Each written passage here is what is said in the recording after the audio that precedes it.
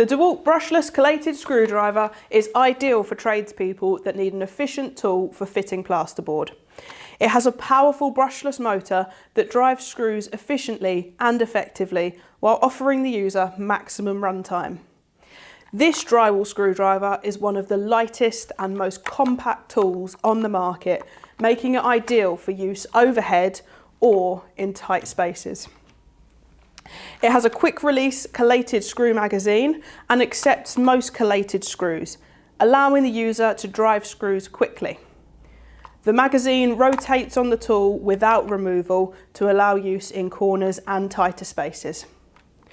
The collated screwdriver features tool-free depth control and fine depth control for simple but effective setting.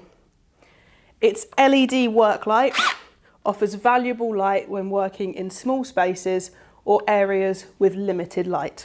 The DCF620 has an ergonomically designed rubber grip for excellent user comfort while using the tool in either the inline or pistol grip position. So I'll show you now how to set up and use the collated screwdriver. First of all, you want to take your strip of collated screws and place those through the magazine at the bottom and again at the top until the first screw is ready to be driven. At the back of the nose, you'll find millimeter settings, so you can drive from 25mm to 57mm screws. These are 35mm drywall screws, so we've got the nose set to the 35mm setting.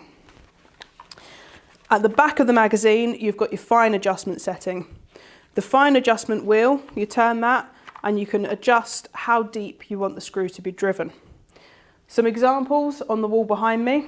We have a screw here that's been driven too deeply. So this has gone through the plasterboard and it's broken the paper. If you have too many screws that have gone through the plasterboard and broken the paper, you will lose the structural integrity. So you want to make sure that the paper isn't broken and the screw isn't driven too deeply.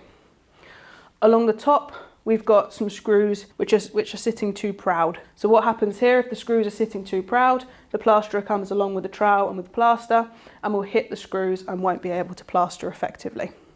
So ideally, you want the screw to be just below the surface without breaking the paper. So you use your fine adjustment setting to ensure that the screw is driven to the correct depth. We're now ready to use the screwdriver. So we'll take our battery, place it onto the tool, and then you have two options of how to hold. You can either hold it in the pistol grip position or you can hold it in the inline position. I personally prefer the inline position as I can move my arm in one straight line. So I'll show you now how to drive some screws. So holding the tool for me in the inline position, I can then use my fingers to pull the trigger. So you place the nose of the tool against the plasterboard where you want the screws to be driven, pull the trigger and then push the tool forward.